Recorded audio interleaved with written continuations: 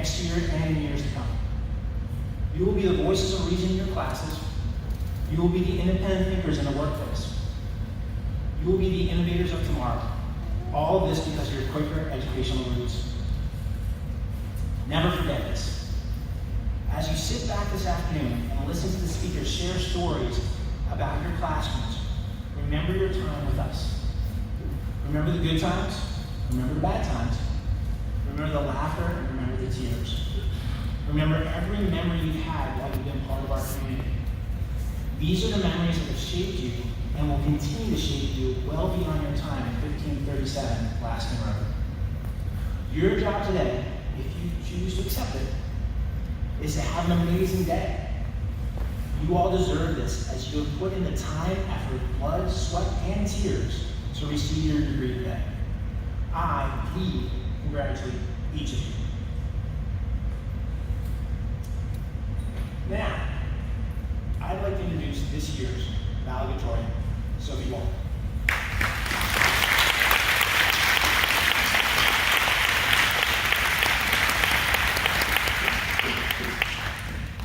Before I let Sophie speak, I need to speak about Sophie.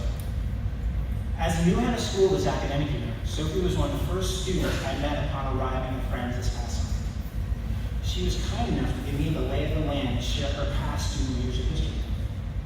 New heads of school are often faced with the challenge of learning student culture as the year progresses. Sophie's thoughtful and candid insights into VBFS then have helped me navigate the student waters this year, giving me a greater understanding of the pulse of the school. In the short time I've gotten to know Sophie, I've quickly learned she is a one-of-a-kind. Her individuality shines in all that she does. Sophie is one of the most analytical and critical thinkers that we have. She is the complete package as a student who has a true understanding of what it means to live and function in a global society. This understanding is and will be the key to her future successes, both academic and in her chosen career.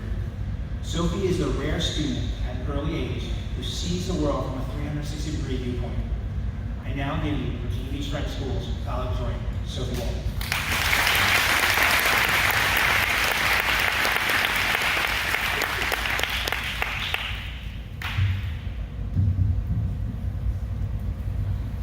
Hello, hola, ni hao, shalom, bonjour. I have the honor of welcoming the head of school, Michael Barclay, the assistant head of school, Galen Hammond, committee members, faculty, staff, families, friends, and the graduating class of 2019. My name is Sophie Waldman, and I am here delivering the valedictorian speech of 2019. On behalf of my class, I'd like to begin by thanking all the faculty and staff. I want to particularly thank all who have shaped my character, to Galen and Mike for their efforts to improve the school, Biniam for teaching us math with a sense of humor and a willingness to guarantee everyone's success, Ebony for not only guiding us on the various concepts in science, but also for pushing us to gain confidence, Danny for teaching us about history, the imperative fact that life only gives you what you can handle, and everything in life is a learning experience. You taught me to believe in myself and to embrace my tenacity. Dee for alleviating us from all the stress and hardships this year with the college process and other barriers. Tom for being our advisor this year, but also for training us to transform our words into weapons. Last but certainly not least, thank you to Barb, our advisor from 9th through 11th grade. Barb truly built a home at school with her holiday gifts and cards piled in tons of confetti. She made an impact on everyone, proving that we can be the change that we envision in the world. She served as a role model, inspiration, and hero as she guided by the Shakespearean credo, "Let me be that I am and seek not to alter me," keep shining down on us. My high school experience taught me that it's futile to determine what faces you in life, yet you choose how you face life. Life is similar to being stranded in the middle of an ocean during a storm. You can either do nothing and drown, build a raft and find land, or swim till you reach the coast of India. Essentially, you obtain the conscious choice to live with a hopeless, content, or happy mindset. Personally, I crave to swim and to be happy. It is significantly easier to drown or to be filled with complaints, anger, and guilt. Yet, how would you be successful? Success is meaningless once befriended by negativity. In fact, success is unattainable without happiness. In my life, I felt the most success when I pierced my ears. I pierced my ears in the summer before my junior year. Previous to my ear piercing, I always saw obstacles to my free will and self-expression. I felt that I was stuck in this place, bare of choices that suited me. I followed the expectations of others since I was clueless to what I desired. Instead of drowning in my troubles, one day I had an epiphany that I wanted to pierce my ears. Thus, I simply pierced my ears myself. Some people would call me reckless. Others would identify me as a rebellious teen. However, for me, that centimeter of metal in my ear illuminated the idea that I cannot control what life brings, yet I can control my mindset, who I am, and who I wish to be. That centimeter of metal adorning my ear transformed my mindset into an entity open to the choice to be happy.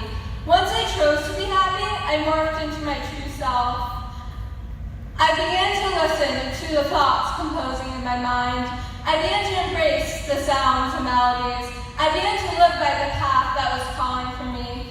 Being my true self aided me to be cognizant of the fact that my actions do not characterize me. My beliefs do not label me.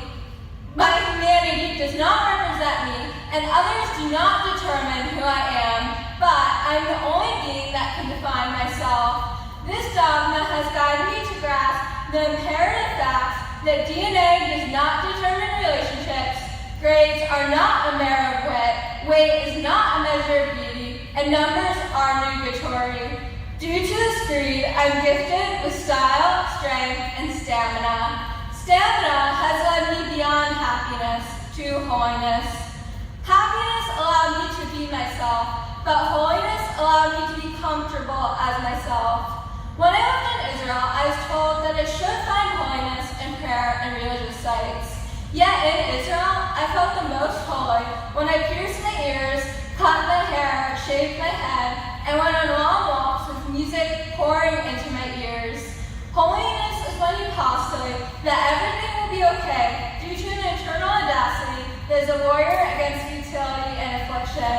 Holiness is living by the path that calls for you. Holiness is the engine of your body that permits you to dance, even when the music is muffled. Holiness is crucial in order to learn from every experience and everyone in your life. Every experience, whether it's positive or negative, tests your strength and character. Every person can teach you something about yourself. To be nescient to the lessons in life is equivalent to throwing your life away. Life is trivial if you never learn, because without learning, you'd be imprisoned in a colorless and vague world. Learning pours love, strength, spirit, and brilliance into your life. Employ the benefits from learning in order to remember the past, to give all your attention to the present, and to ignore the future till it comes your way. The present is the now, thus why waste it thinking about what you can never change and what you can never predict. In the now, live by the ideology that you have no obligation to others, you do not owe anything to anyone else, and that you simply need to be happy. As we part our separate ways, I want everyone to be cognizant of the facts that everything will be good. It is okay to not have a clue who you are or what you aspire to be. Mistakes are part of life. Perfection is non-existent. Likewise, posit 1 plus 1 is equivalent to 3. It'd be naive to deem that life is a domino effect. One event does not simply lead to another. Life is not that simple. There is not just a beginning and an end, light and dark, and a hello and a goodbye. Wherever you might go, illuminate the idea that is vital to be the change that you wish to see in the world. Dance with courage as your shield and hope as your shining armor. Yet just have fun, laugh through everything. Enjoy life. To savor life, live by the questions, not the answers. Live life by asking yourself, why not versus why. Translate how into the outlook that if there's a will, there is a way. Travel to the where, and climb yourself to fabricate the when into the now. Embrace the what if instead of the what. Life is not short, life is not long, life is simply unexpected. Thus, ask yourself, if I'm not for myself, who will be for me? If I'm not for others, what am I? And if not now, when? Thank you and congratulations to the class of 2020.